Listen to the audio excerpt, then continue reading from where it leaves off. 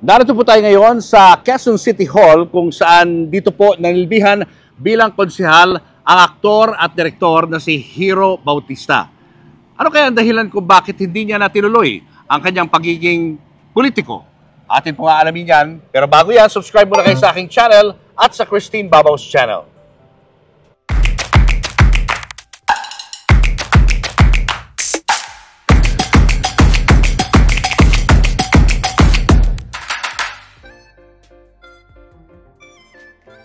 Hi! Morning! Ano si Hero? Oo, dyan po. Hi! Galing na pa siya. Sige. Okay.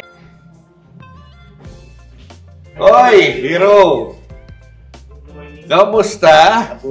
Pogi-pogi ah. Ginagaya mo look mo eh. Kamusta?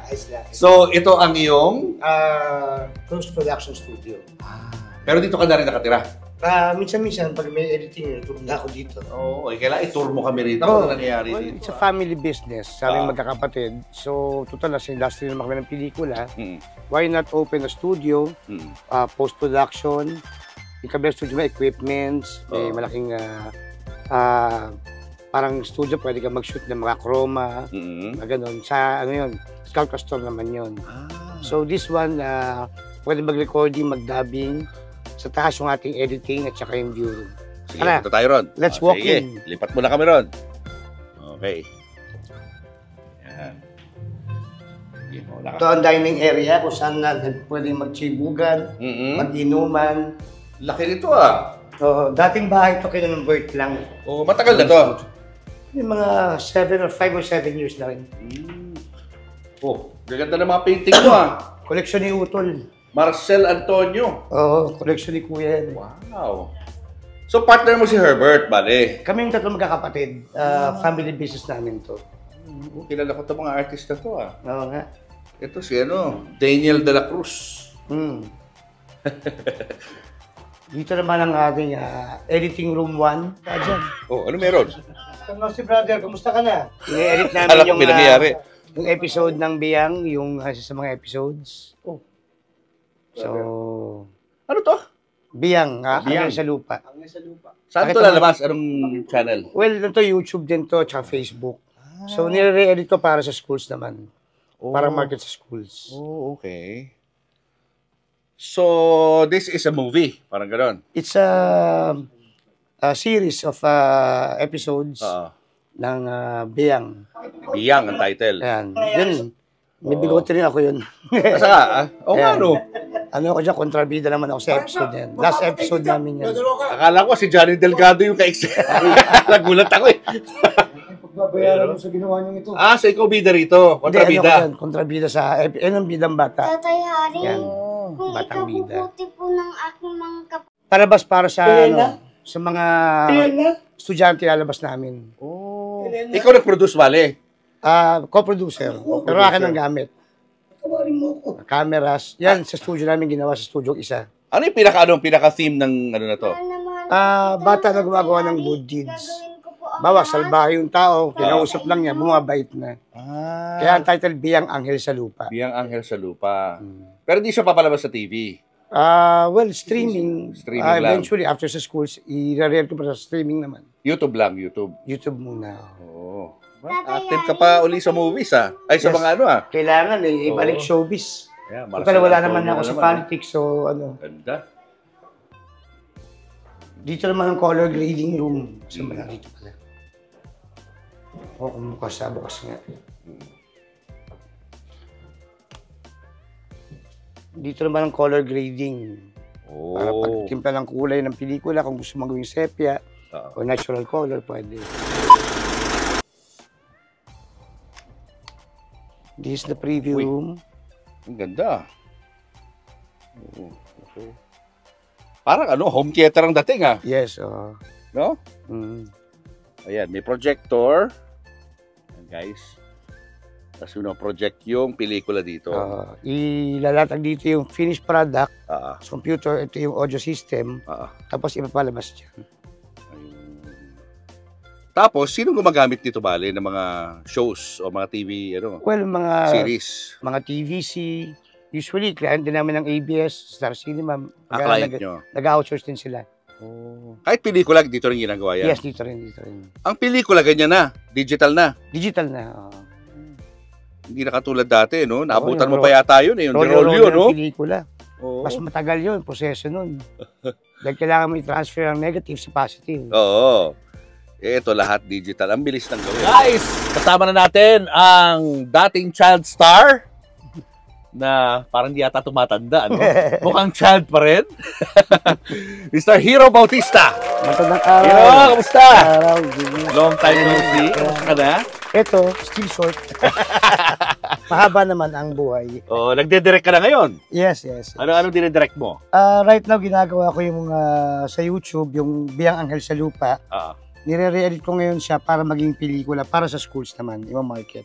More on moral values ng mga bata. Nagsabihin, yung bata, meron siyang kausap yung mga adults, yung adult salbahe, nagbabago buhay. May moral lesson, Alam mo, yun ang kailangan natin ngayon, ha? Kasi, di ba, alam naman natin na parang nagkakaroon ng gap ng generation. Yes. Sa generation natin at generation ng mga kabataan ngayon. Parang ang hirap. Ikaw ba may anak ka? 2 boys. Ilang taon na sila? Isang 22 years old, isang 12 years old. Hindi naman kayo nagkaka-issue pagdating sa generation. Hindi naman kasi parang mga barkada ko na rin eh. Kasi yung panganay ko, 5'7" ang height. Yung bunso ko, mataas pa sa akin ng konti. Parehong boys, pero magkaibang nanay naman yun. Kaya malayo yung gap nila. Kasi sa first marriage ko, adult na ako.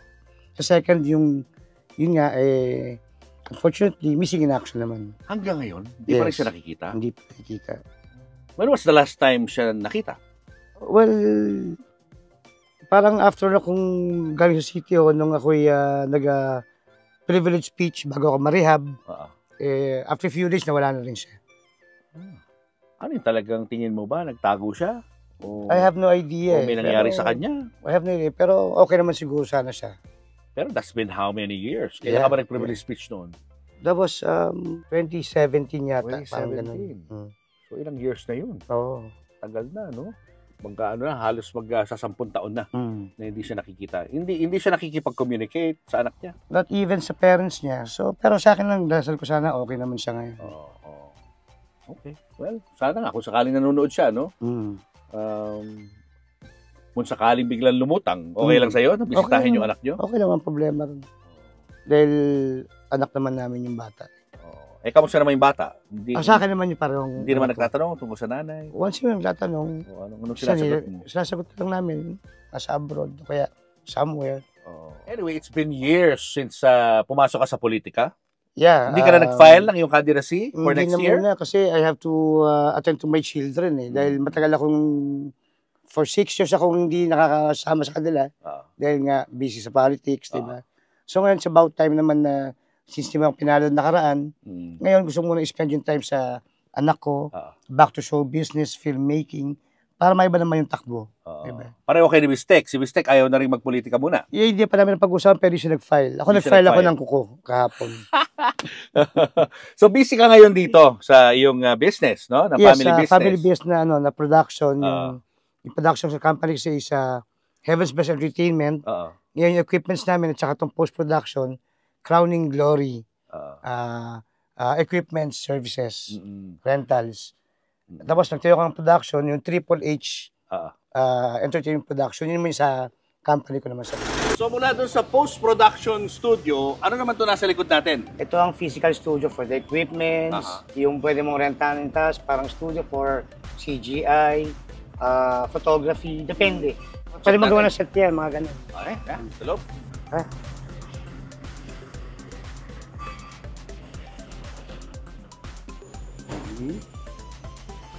Mga equipments for shooting kasi may shoot sila bukas, naghahanda. Oo. Uy, may Elmer Borlongan, oh. Kanina yan? Si Kuya. Si Kuya rin, oh. Collection din niya. Elmer Borlongan, sculpture. May Yoda pa. Ano ito, bale? Studio for the equipments. Studio for the equipments. Yes. Ito yung mga awards na nakuha namin noon. Meron ka bang award dyan? Ayan, Hero Bautista. No acting please, facilitators workshop. So pwede ako magturo ng acting sa mga gustong matutong ng acting. Tapos ito yung certificate of appreciation ng Rainbow Sunset. Best Picture. Ito, Rainbow Sunset din yata ito. Best Picture. Ikaw producer nito? Family business din, kami. Pero si Harley na lang nag-overproduce. Si Harley na namamahala. Ito yung family ano nyo, family painting. Pinagawa ni Kuya yan. Wow. So lahat ng bahay namin may ganyan. Oo. Si tatay, si nanay, kayo tatlo. Alam ni Kuya, first communion. Ito ikaw. Si Harleen. Grabe, magkamukha kayo ni Kuya dyan. Si Harleen si Kulot. Si Harleen, kamukha kayo. Laki nito Ano to? Bahay din to dati? Dati itong pagawaan ng mga pastries. Yung pinakataas events place. Nung pandemic, dito pa ako ma-order ng mga sashimi. Pinupuntahan ko dito, mga pastries. Hindi naman nakalain na makukuha pala namin. Ano to? Yan, sa mga movies ng Heaven's Best sila Kuya. Raqueteros. Raqueteros. Offices. Laki! Wala nakatira dito? Guard lang. Saka yung mga ibang namin, in-house boys. Yung mga crew, mga gumagawa ng... Si Hart ba to? Hindi ko alam. Yata. Love Marie Love Marie. May painting si Hart Evangelista. Yes, boy. May mga paintings. Gilig pala ni Bistek, ano? Nasa terrace na tayo, guys. Laki din, Wow. Ilang floors to? Ha? Ilang floors? 3 floors. Reb Bellesa? Yup. Painting ni Dran Reb Bellesa. Reb. Si Brother Reb. Grabe. Parang walang katapusan itong bahay. Ay, studio niyo pala.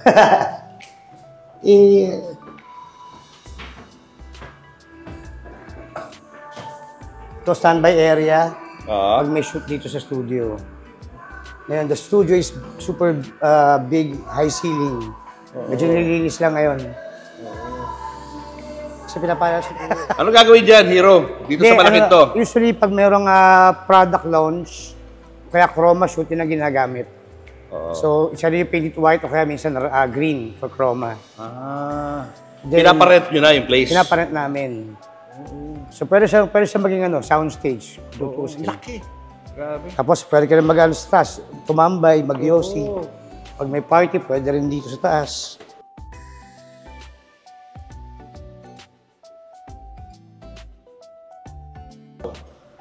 Tambayan area din. Para ka nasa Europe dito, Pag gusto mo mag-shower, bubuksan mo lang yan kasi puro tubig yun. Joke lang. Tangke ng tubig. Tangke ng tubig. Oo nga. Al fresco. Yung isang episode ko ng Biyang dito ko sinut. Yung episode 6 and 7 dito, sinut lahat yun. Wala nagre-rent ng ng mga shows nito para gawing set ng mga movies or mga TV shows? Wala pa naman so far. Wala pa. Pero pwede, Pero ginagamit to for, mayroong pictorial dyan magsushoot. Oo. Hindi siya nababakante. Bihirang-bihira. Hirang-bihira. Lagi may Kasi most gumagamit. kasi kinuha ko yung gamit lang naman yung nire-rente. Mga cameras, mga ilaw. So kung yung isa, parang editing studio yon, ito, anong tawag dito? Physical studio. Physical studio naman. Equipment. And you can... Nung ginamit ko sa Biyang to, napagawa ko ng jail na set. Sa laki ng lugar, pwede mo actually, transform into a set, no? Di ba? Kayang-kaya sa sobrang luwag. Tapos, isang episode ko ng Real Heroes, isang buong araw, 4 na episode, dito ko sinut lahat. Dito lahat sa area na to.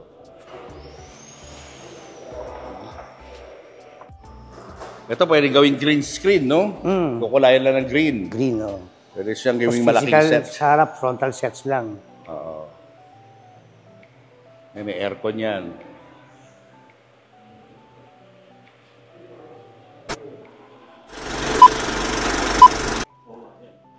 Ito naman yung kanilang dining. At may kitchen.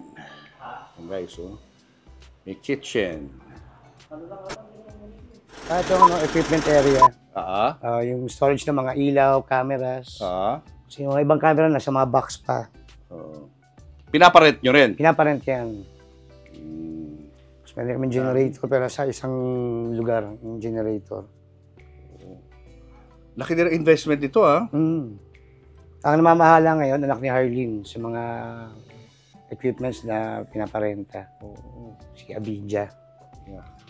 Nag-DOP din yun.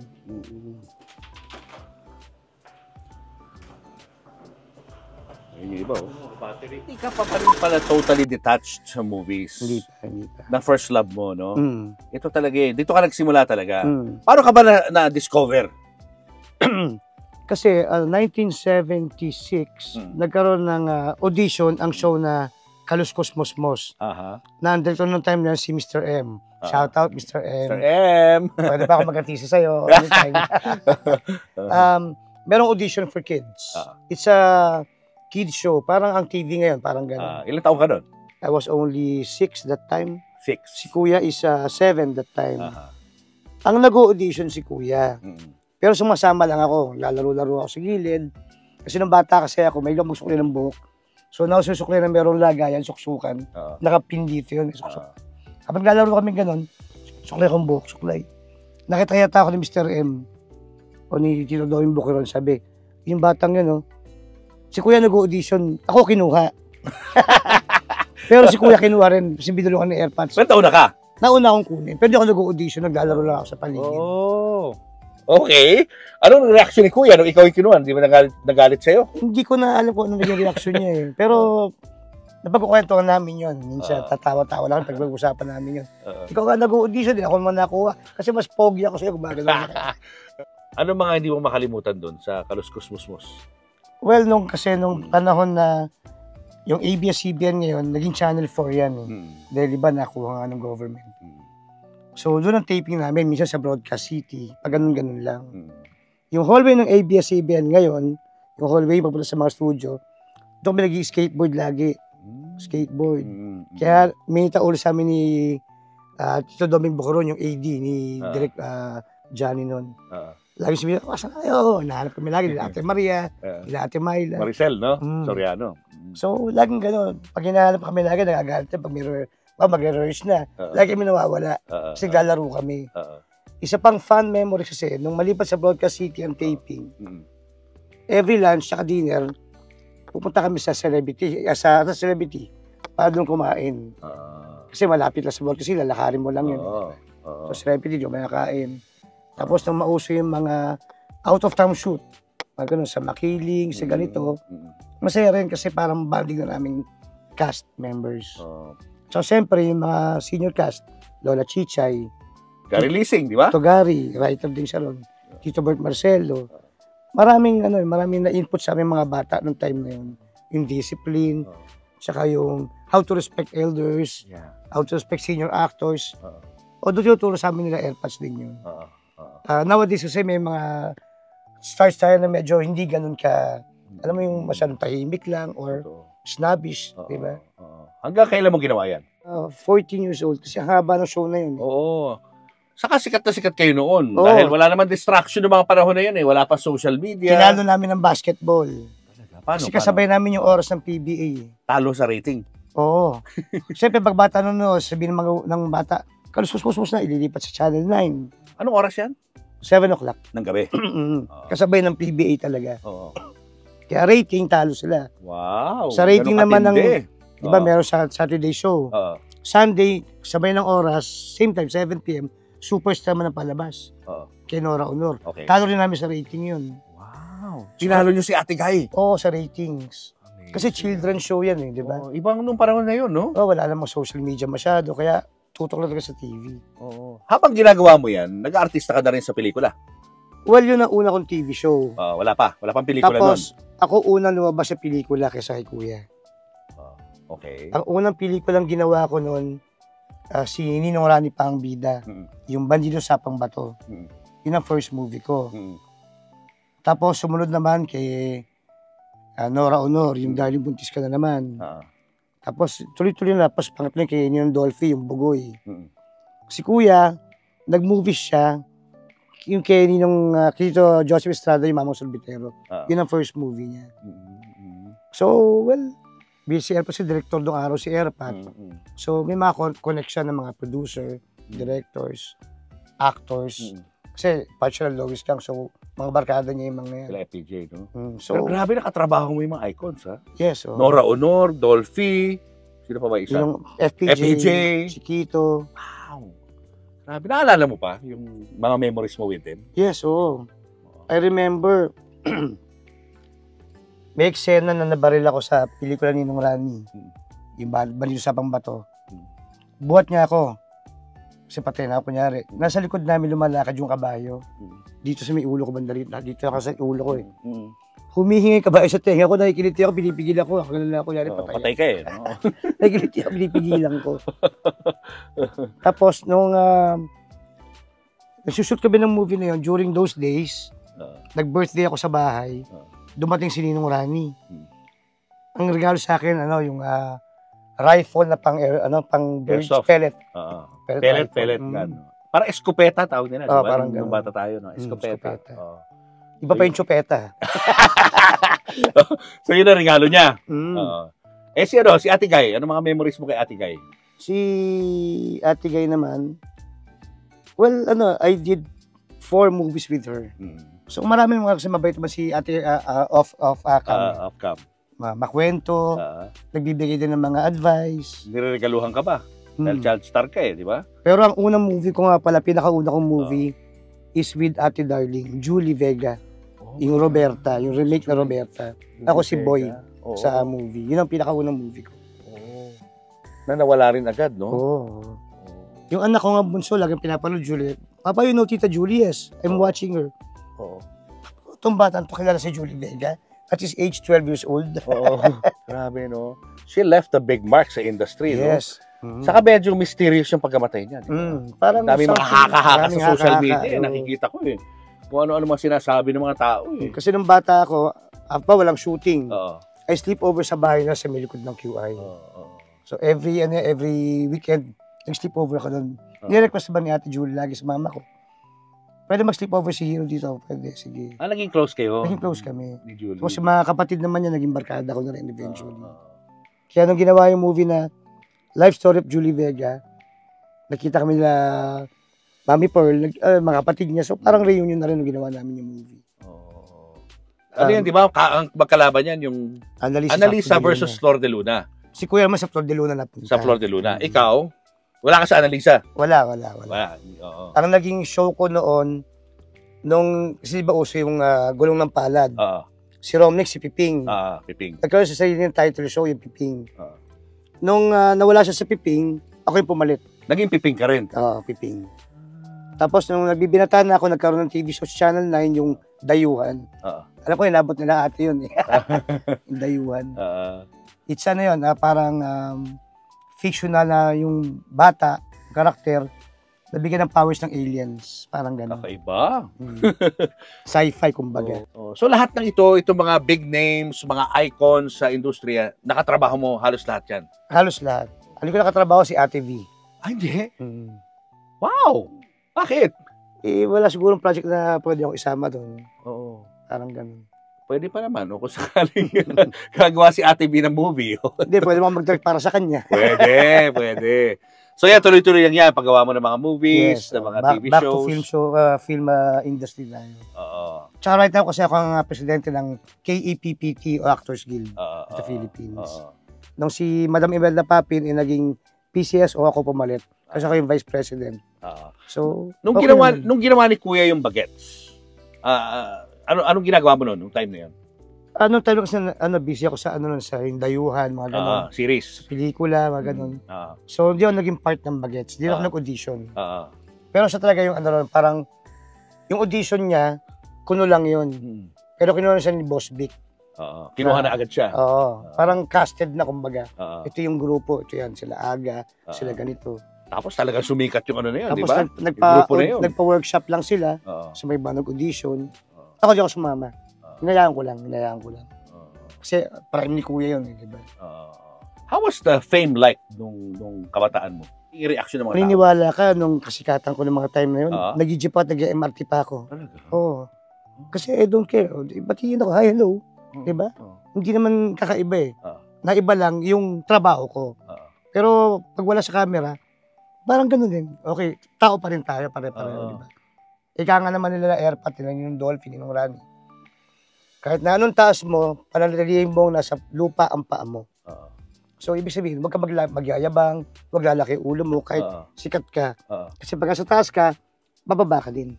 Tama. Ganun yun eh. So, nagmo-malling ka pa rin nung panahon na yun? Wala ka mga bodyguard, gano'n? Wala. Nagpapapicture yung mga tao sa'yo? Walang problema sa akin yun. Saka wala pa naman cellphone noon. Wala pa, wala. So, pag wala kang camera, wala.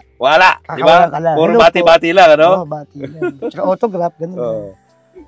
What about yung mga laruan? Siyempre, kumikita ka, di ba? Nabibili mo yung mga toys na gusto mo. Hindi, kasi discipline sa amin eh. Kung may gusto kang bilhin, pag-ipunan mo or pagtrabahuhan mo. Yung nakukuha namin pera naman nila kuya eh. Napupunta sa enrollment namin. Gasto sa bahay. Kumbaga, we share. Share namin sa bahay. Talaga? Kahit si Erpat at Chairman katrabaho, si mama kasi housewife at negosyante. Parang ang negosyo namin noon eh, restaurant talaga. So, explain mo yung dynamics ng family. Kunyari, ikaw, sweldo ka, paano yun? I earn on my own, pag-aaralin ko sarili ko. Okay. Pag may kailangan sa bahay, magdodolaw din ako ng gastos. Same time, kasi hindi mo na kumako ng pera ko, parents ko eh. In-invest nila sa lupa, eventually nakabili kami ng bahay. Kumbaga lahat ng ipon namin magkakapatid, yung sweldo namin sa mga show business, sa pelikula, iniipon nila yun. Tapos inaano nila sa negosyo, sa investments. Tapos si Harleen, nag-artista na ron nung time na yun? Yeah, naging part siya ng Flor de Luna nung around 7 years old siya. So lahat kayo artista? Yes. Sa family? Family. Ang nanay mo? Nung panahon na makeup artist siya sa JE Productions. Ang lolo naman niya is si Paquito Maclang, assistant director sa LVN. Kasi malapit na sa bahay ng LVN. Airpads naman ni Airpads, si Lolo Graciano, operatic singer naman yun. Paano nasunog yung bahay niyo? Nagsimula sa usok. Yung apoy. Sa usok? Hindi, yan, parang faulty wiring yata kasi ang bahay namin kasi apartment lang yun. So, nag-okay kami ng 2 pinto. Yung kabilang pinto, restaurant. Kabila, parang yun yung pinakabahay namin. So, faulty wiring, nasunog. Ay, yung bahay niya ni aming inuupahan lamang sa New York Street. Tapat ng bahay nila Aga. Ang nasunog, 4 na pintong apartment. So, plano namin bilhin na yun. Ngayon, magkakabayaran na, naibenta naman nung may-ari ng apartments, yung pinaka-may-ari. Doon sa may harap na hardware yung may-ari. Yung may-ari ng Manor Hotel. So, wala. Buti na lang, yung investment nila Airmas, nakabili ng bahay sa Capitol, sa may Ever. So, yun ang parang pinaka-ancestral house namin. So, lipat kami ngayon doon. Lahat kami. Pero iba ang gamit nyo? Wala na, sunog talaga. As in, anong mga nasunog na importante? Like? Yung mga memorabilia, costume pictures. Nung bata ka? Mga trophies ni Kuya, laruan, lahat. Wow. Walang natira doon? Refrigerator. Nabuhat kaya naman, sunog. Paano yung mga birth certificate nyo? Wala. Pwede mo kumuha sa ulit. Pero sunog yun? Sunog lahat ng gamit. Hindi lang kami nasunugan once, but twice. Twice? Paano? Yes. Sa Capitol naman, nasunog din yun, yung bahay sa Capitol. Wow. Sa may Ever. Parang, a month after kami kasal nung mami ng panganay ko, doon kami nagstay. Ganun din, umulan, may mga extension cord sa labas, nabasa, nagkasunog. Ganun lang. Kaya wala sila Ermat, wala si Harleen. Sinundo ni mama si Harleen sa airport. Ang naiwan, ako, ex-wife ko, tsaka yung Airpods. 3 lang kami sa bahay. Buti, nagising ako, nakita ko, ginising ko si Airpods, tumabas kami ng bahay. Wala, diretso na apoy. Totally, burnt out yung burnt out yung bahay. Ang hindi nasunog doon sa bahay sa Capitol, yung ginawa kong painting nung nag-aaral ako. At yung nakagano si Jesus Christ na painting. Hindi nasunog yun. Sino gumawa na ikaw? Ako nag-paint. Kasi, parang sa school, parang... kay artist ka, di ba? School plate yun eh. Ilang hindi nasunog sa mga ibang paintings ko. Iba sunog. Yung mga gawa ko mismo. Sabi nga nila, di ba, manakawan ka na, huwag ka na masunugan. Paano mo i-describe ang pakiramdam ng nasunugan ng bahay? It's a big loss. Pero kasi kami, family namin, kasi hindi yung tipong, at first, malungkot. Dahil you have to rise up again. Pero yung feeling, yung emotions habang nakikita mong nawawala yung mga, masakit. di ba yung mga matagal mo nang tinago mga gamit? Parang nag-flashback lahat sa'yo, yung kabataan ko, tinilaruan ko, ganun. Bumabalik Talagang yun, may iyak ka talaga sa lungkot, parang mawawala, sayang, di ba? At the end of the day, ang importante buhay kayo lahat. You have to move on, di ba? You have to move on. You have to rise up again. Di ba? Ika nga, pag nadapa ka, bumangon ka, parang gano'n. May kasabihan din na, kapag bito ka ng tinapay, ay ng bato mo tinapay, kasama yung garapon. Gaano kahirap mag-rise up again? Wala, no choice ako. Lipat ako sa bahay ni Arlene, doon ako tumira. Kami ng ex-wife ko. Buntis na nun yung ex-wife ko sa panganay ko. Tapos naghanap si Ermat ng bahay para sa amin. Nagawa pa ba yung bahay na yun? Hindi na kasi we were only renting it eh. Yung sa Capitol nagawa, na-renovate. Tapos ngayon, si Kuya pinagawa niya yung bahay. So doon siya ngayon sa Capitol. Doon siya nakatira. Doon siya nasunog na, na bahay ninyo. Bahay. Kailan nagsimula yung yung pagpasok sa politika? That time kasi si Airpods, barangay captain sa barangay, sa Immaculate sa New York.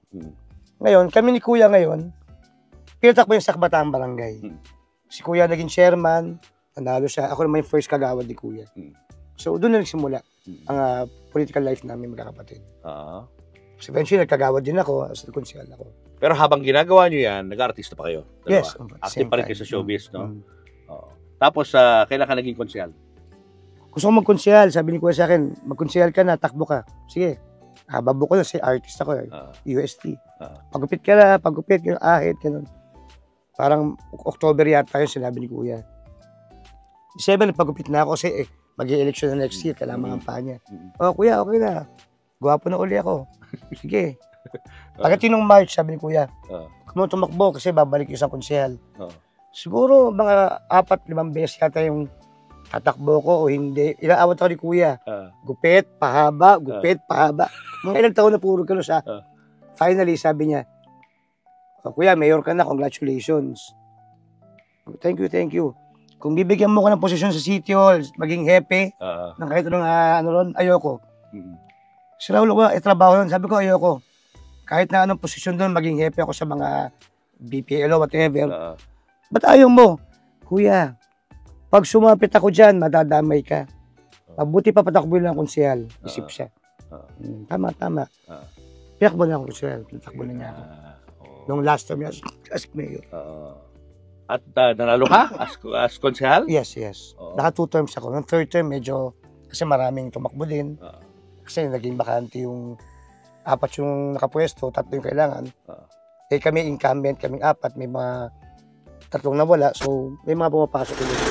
Ano katagal ka naging konsehal ng Quezon City? 6 years, bale, that's 2 terms. 1 term is 3 years. So, 6 years and 2 terms. Dapat, 22 pala.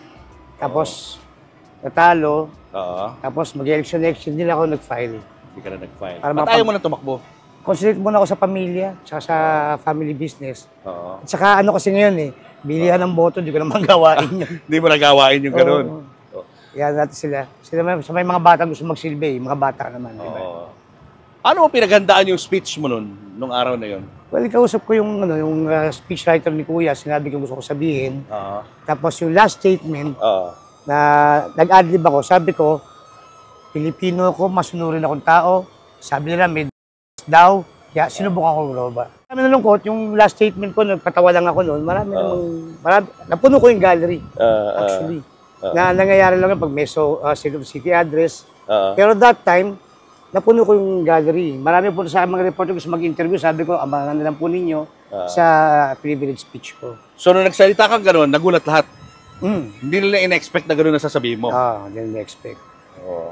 Kasi, dinavulge ko na rin na ito, I'm going to have a new journey, yun nga yung rehab. So, to make it easier for them, nag-ano talaga ako, I really went into rehab for 1 year. And I used to work here. Oo nga Di mo ba namin-miss itong lugar na to? Miss din. Kasi once pag may mga patawag naman, umatang naman ako yung mga parangal, mga ganun. Ito lang litin na kasi naging busy ako sa filmmaking. Ano lang nami-miss mo sa pagiging konsehal? Well, siyempre, yung saya pag may session, kasi Pag may session kasi ako yung punchline maker. Papatawa ko lagi during sessions. Yung magbibigay ka na defend ka ng mga batas mo, yung mga resolution, yung mag-uusap kayo ng mga attorney, ng mga konsehal, kung paano magandang projects, tulungan ba. Pero nadaanan ko na yun, so... Ayaw mo na? Ayaw mo na bumalik? Mas balik mo na lang sa filmmaking para masaya. So the people, lalo sa konseho na gumampit ako, sorry, fault ko, so paparehab ako. Ganun lang naman yun. So nawala kay Kuya yung attention? Wala na. It's a dark period in time lang naman yung sa akin. Pero that was scary, ha? Yeah. Diba? Nung nalaman ni Kuya na ginawa mo yun para sa kanya, anong reaction niya? Para sa'yo? Naiyak siya. Naiyak siya. Oo. Parang kawawa ng kapatid ko nag-sacrifice para sa issue ng protector daw siya ng drug laws. Bumalik ka pa sa konseho? After that, bumalik pa ako. Kasi nakaupo pa ako ng time na yun. Hindi man ako parang nag-leave ka lang? Nag-leave lang ako. So nakabalik ka? Balik ako, trabaho ulit. Tapos second term, nanalo ulit ako. Nanalo ka pa. Yung bang dark episode na yan, Hero, yan din ba ang reason kung bakit parang ayaw na ni Bistek tumakbo? No. Hindi yun. Ano sa tingin mo dahilan? Ba't ayaw niya na? Siguro gusto niya mag-concentrate muna sa show business ulit. Yun lang talaga. Yung production, siyempre yung mga anak niya malalaki na. So gusto niya mag-spend ng time. Like my reason right now, kaya hindi ako tumakbo, 6 years ako kung hindi nakasama yung mga anak ko ng banding talaga. So ngayon, it's about time na baka kasama ko sila habang lumalaki. Kamusta naman ang bonding moments niyo? Okay naman, kasi masaya naman pagkasama yung mga bata eh. Minsan I cook for them, pasyal kami. Yung binata ko medyo busy na kasi nag-theater arts eh. Nag-artista rin? Nag-artista sa theater naman siya. Yung bunso, kasama dun sa biyang, nilalabas ko din siya dun. So, doon din pupunta yan eh, nasa dugo niyo yan eh. Nasa dugo eh. Yung mga anak ba ni Bistek, nag-artista rin? Yeah, si Harvey, nag-artista rin yun. Na rin. Sa ABS. Yung isang anak niya nag-artista din. Anak ni Harvey nag-artista din. Wala pa mapasok sa politika? Wala pa naman. Wala pa. Sa mga bata, wala pa naman nakikita ng mismong politika. Nakapag gano'n na ba? Nag-meet na ba kayo ni Rufa Gutierrez? Oo, madalas. Talaga? O kamusta naman bilang naman. sister-in-law Okay naman. si Rufa? Although we don't go out a lot kasama si Kuya at si Rufa. Pero pag may okasyon, nakikita naman kami. Okay naman. Kasi kababata naman ni Harleen, kaibigan din naman namin sila Monchi. Sa bagay, no? Halos sabay-sabay kayo yun eh. Nung lumaki, di ba? Sa showbiz. Nagtuturo mag-shota yan kami ni Monchi. Talaga? Brother Monch. Tito Eddie, miss you. So serious ha? Si Bistek at si Rufa? Serious? Yes. Serious naman sila. Di sila umingiti eh. Okay naman yung relasyon nila. Di ba hindi nag-asawa si Bistek? Wala pa yata sa plano. Hindi ko pa alam kung ano never siya he never got married? Never got married. Pero would he be open to marriage? That I don't know. Hindi niya pinag-uusapan yun? Abangan, susunod na kabanata ni Bistek. Hindi niya pinag-uusapan na? Hindi pinag-uusapan. Wow, ang ganda ng kwento ng buhay mo. Parang, kumbaga, marami kang matututunan, no? Yes. Sa mga pinagdaanan mo. Ang tao kasi, pag walang dark life sa buhay niya, dark story sa buhay niya, hindi siya matutong bumangon. Totoo. Kung magpapalugmok ko siya sa dark side na yun, mamamatay siya ng maaga. Diba? Tsaka inisip ko yung mga bata. Malaki mga anak ko, paano pag nakulong ako or may nangyari, paano sila? Kaya, yung investment namin ito, maganda. Yung family. Pero bilang politician, dati, no? Politician, tapos na-involve ka rin din sa issue ng drug war na yan.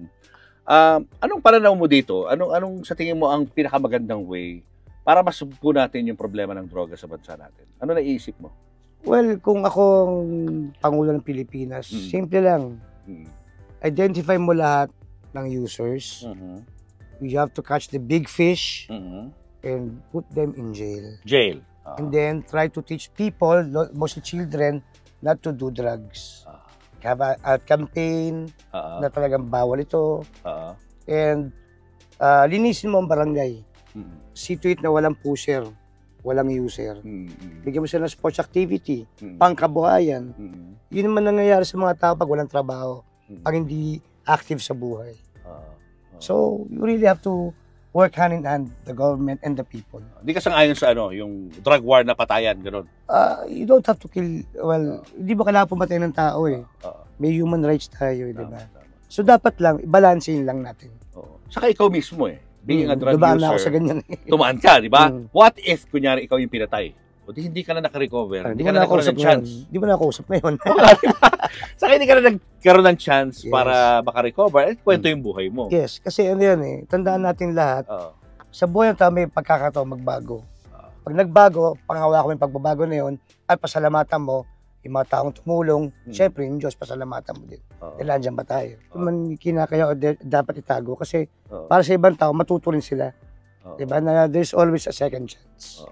Alright. Hero, kung meron kang gustong pasalamatan sa naging takbo ng buhay mo, naging takbo ng karir mo, sino yung mga yun? Una sa lahat, gusto kong pasalamatan ng mga magulang ko, syempre.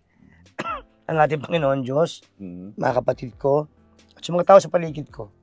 Thank you rin sa iyo, Brother Julius, dahil paano bigyan mo ko ng chance para may kwento ang aking buhay sa ating mga viewers. Sinasara mo na ba yung pintuan mo sa politika? Siguro, I guess. I'll give it to those who are young na. Yung mga bata naman.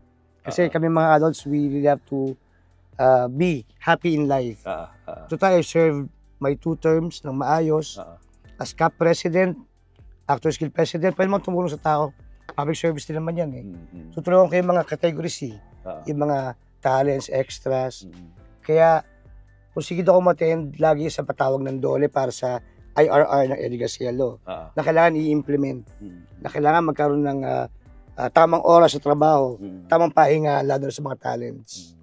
Dahil, yung mga talents, so dalawa tayong extras, hindi mabubuo ang pelikula mo kung bidat kontra bida lang ang lumalabas.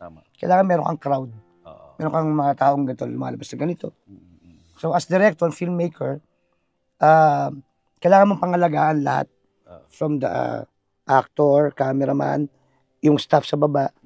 Kailangan mong tutukan yan at alagaan lahat yan. Kasi kung suplado kang director, wala kukuha sa'yo. Diba? Kung ang set mo laging may murahan, galit mga tao, tensyon. Ako sa set ko kasi lagi masaya. That's good. Pag sinabi kong pack you, ibig sabihin pack up. Kamusta Kamusta love life mo? Eto, masarap naman ang buhay binata kasama yung mga anak. Wala ka ng planong mag-settle down? Eventually, dati naman tayo sa time na yun. Pero ngayon, in-enjoy ko muna yung ganito. Sa bagay, hindi ka naman tumatanda. Tingnan nyo naman itsura, oh. Parang bata pa rin eh. Wala pa ako 80, bata pa ako. Thank you, Hero. Good luck sa'yo. Good luck. Thank you. Thank you po. Sino ang papansin sa daing ng api? Sino ang mag-uwi sa nilokot pinabayaan? AXIS ang umaaksyon dito. Si Erwin Tulfo ay maasahan din ninyo, garantisado. Kami ang kakampi ng inaapi. Thank you, Lilette. At syempre, eto na yung meet ng aking vlog. Ang King Bagrid! Ito na. Because I always believe, Lilette, that yung bag itself tells so much about the person. Where he is, where she is. At yung loob ng bag tells the story and the life of the person. Yung current life. Kasi yun yung nasa loob ng bag. So, pati ako maglatag ako. Yung bag ko, tatlo. Iba-iba rin naman yan. So, here now is our Bagrid with Lilette. Sorry, it's DJ. Okay, pakita na natin ang bag ni Lilette. Ito ang bag na dala-dala niya today nung nag-guest siya sa aming show. So, it's a nice Coach brag. It's a nice Coach bag. Courtesy of my sister. Thank you. Thank you, sister. Ayan. I also have Coach bags. And then, sobrang ganda ng quality nito. Yung leather nito through the years. Matibay. Kahit napakabigat ng bag natin, no, na parang may hollow block. Alam mo na, mommy bag, di ba? Carry ng bag. So this is a bag which is a gift from your sister. Ayan, okay. And then how many years mo na siyang ginagamit or bago ba siya? Bago kasi nagbakasyon ako sa ate ko sa Japan noong April. Tapos pinauwi niya sa akin to. Julius and Tintin para sa pamilyang Pilipino would like to thank the following. Pure Gold. Sa Pure Gold, always panalo. David Salon. Whoever you are, whatever you do, David Salon brings out the best in you. Raja Travel Corporation. With you on your journey. Baby Co Wipes. Bida si baby sa alagang Baby Co Wipes. Cupid's Cologne Love Mist. To order, message tonybbabaw@gmail.com. Enagic from Japan. Kangen Water Machine.